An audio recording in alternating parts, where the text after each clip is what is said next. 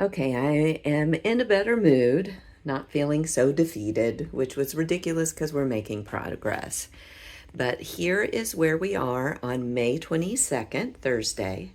We have the fridge in place with the platform.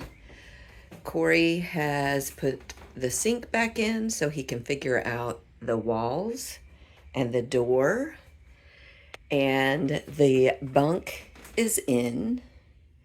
The main struggle that we're having is because he is making the cabinets take up a lot less space.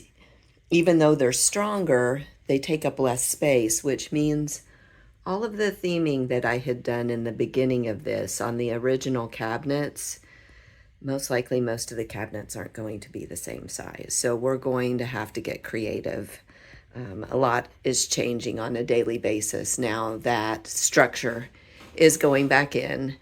But as we did in the beginning, we take what we have and we figure out how to build on it and make it something that I'm pleased with.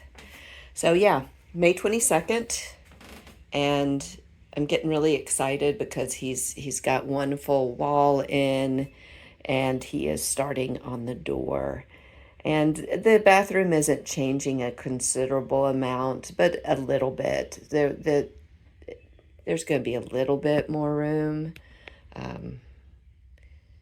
It's not my vision anymore, but there's still details here and there, and I'm making the most of it. Always an adventure. Always. If you've enjoyed following along on our journey, the planned stops and the unexpected detours, we'd love for you to join us for our further explorations. Hit that subscribe button below and become part of the When Nerds Learn to Fly crew. We've got more adventures in store and we can't wait to share them with you. Thanks for exploring with us. Until next time.